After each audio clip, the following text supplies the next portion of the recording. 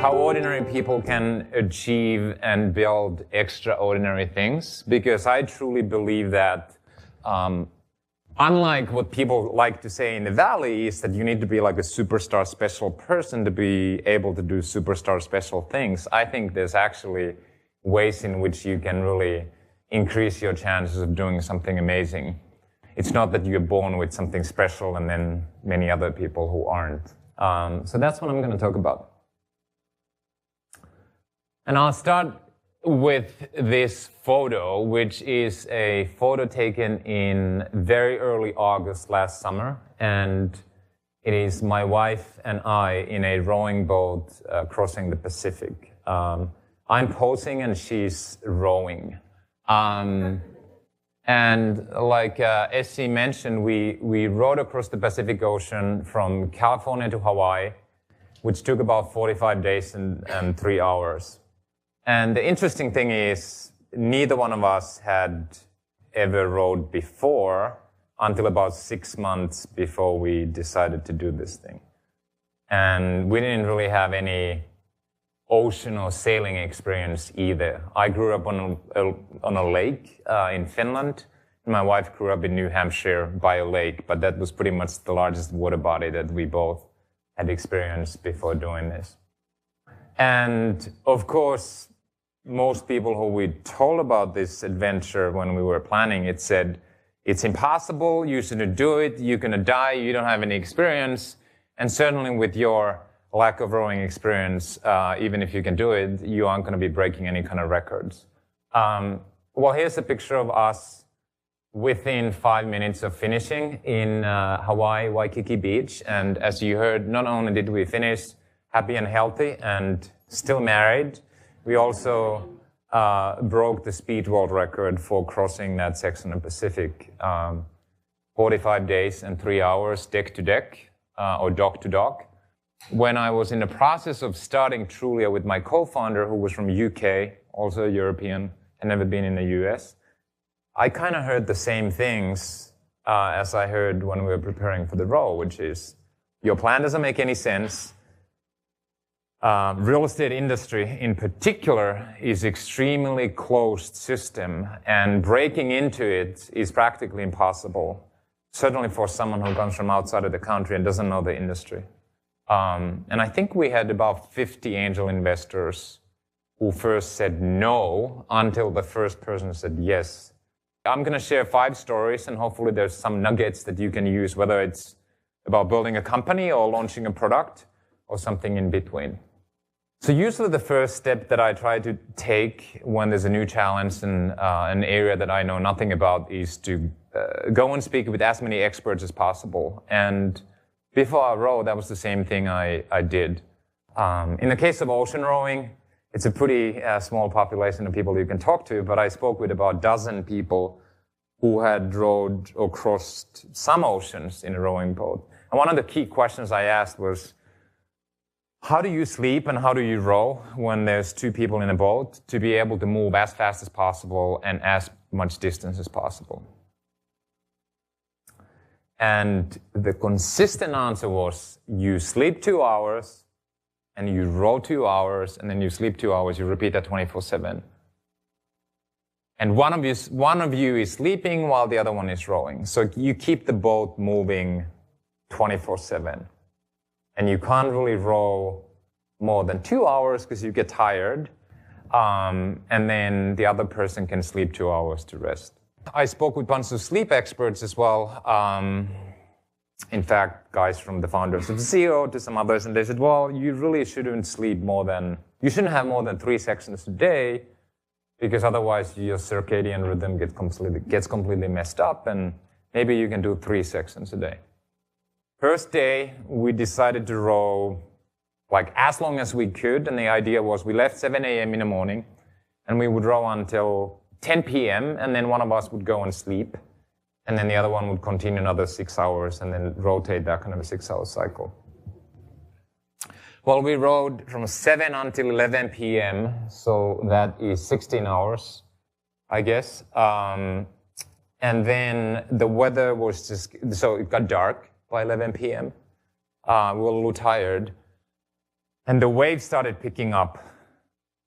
And it was ridiculously scary. First of all, I have to say that we had only slept in a boat twice overnight before that. And those 2 nights, the boat was anchored into a yacht in Marina. So this was the first night out in the ocean, and the waves were picking up like crazy. And we figured it's way too dangerous for one of us to be alone on the deck. And the wind was picking up so much that if one of us stopped rowing, we were looking at our GPS, we were actually moving backwards. So we decided to throw our para anchor into the water, which just looks like a parachute, and then just go and sleep for 5 or 6 hours. And wait until like 5 a.m. in the morning and see if the weather gets better and we can actually continue rowing. So that's what we did the first night. And miraculously, the weather was way better by 5 a.m. in the morning. So we continued rowing. And what ended up happening, we repeated this for 3 days. The weather, every time after the sunset, the waves were just like 2 or 3 story buildings crashing over the boat, and there was no way one of us would be on the deck alone. And then we slept 5 or 6 hours together and then continued rowing for 16, 17 hours non-stop. And so after 3 days, we were just absolutely amazed because we were super rested after each of the nights that we had slept 5 or 6 hours. It felt like it was a new day. We were recovered. And we were both able to row 16 hours a day, as opposed to if you're on 2 on 2 off, you end up rowing only 12 hours a day. We also realized that when we only slept once, we only had to clean our bodies once, so there was only like one transitioning. So we accidentally discovered a completely new way of rowing in an ocean rowing boat as a 2-person team.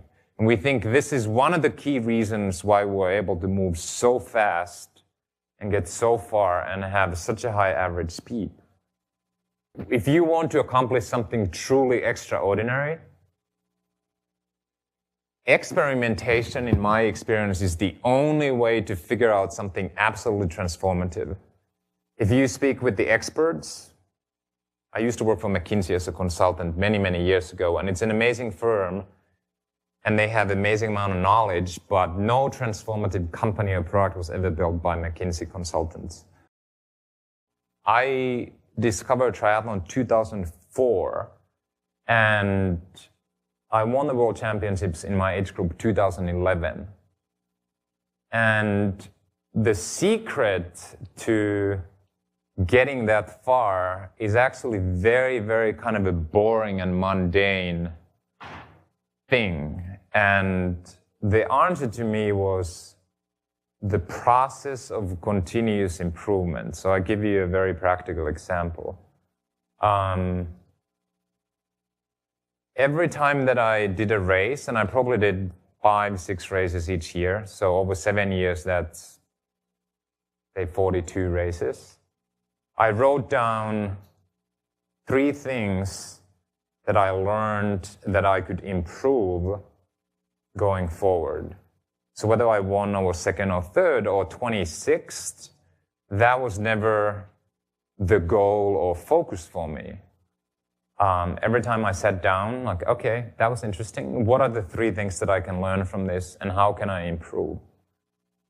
And, if you do 42 races, you do 3 new discoveries each time, so 3 times 42 is 126. So suddenly I had 126 ways to improve my performance. And over 7 years, if you go back and look at my results, it's kind of like a linear path where there was nothing overnight. It was like a gradual, tiny improvements month after month, quarter after quarter, and year after year. So if you want to accomplish extraordinary things, it's amazing how far you can get in 3 years or 5 years or 7 years if you have this continuous path of learning and improving. So I'm exhaling and inhaling through a tube to measure oxygen that I'm using, and then carbon dioxide and oxygen that I'm exhaling. And the reason I'm measuring that is that from the exchange ratio of how much oxygen using, how much carbon dioxide is coming out, you can actually calculate what percentage of your energy is coming from fats and what percentage is coming from carbohydrates, so-called substrate utilization. And the reason we were measuring that was we knew that it's one of the key performance factors for us. Turns out in our bodies we have a couple of thousand calories worth of carbohydrates stored in the form of glycogen in the muscles or liver. So call it 2 or 3 hours worth of energy. So you can exercise for 2 or 3 hours with that fuel tank that you have. But the amount of fat we have, even if you're the leanest person, you can exercise for 2 to 3 days non-stop. And we knew that to be able to row 12 hours, maybe 18 hours a day, we have to be able to become very good fat burners. Otherwise, we're sucking sugar and gels all the time and we might bonk. And bonking in the middle of the Pacific when there's no aid stations or gas stations is not a really good thing to happen. If you want to accomplish something truly extraordinary, you really have to figure out what are the key elements and factors to get you where you want to go, and then you just have to measure them consistently.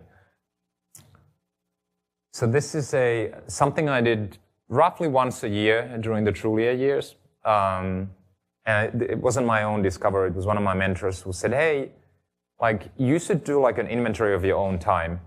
So once a year, I took 7 or 8 days, about a week, and I wrote down in 50-minute increments how exactly I used my time. What did I use it for? What was the perceived impact? And a couple of other things. 15 minutes of email, 45-minute meeting, 30 minutes driving to Sand Hill Road, and 45 minutes driving to Sand Hill Road, trying to raise money, and whatever it was. And went through how I used my time over 7 days. And it's amazingly eye-opening to realize how much crap and waste accumulates to your time or your time use. And so the point I'm trying to make here is that if you want to accomplish something truly extraordinary,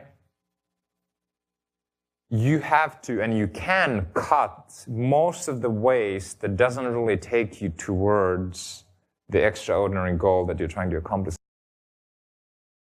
We took about 1 million oar strokes each, myself and my wife, from California to Hawaii. 1 million oar strokes.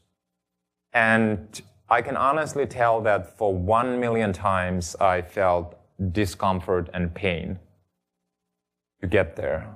Physically there was not that much enjoyment in the process. It was painful in some way every time I took an oar stroke.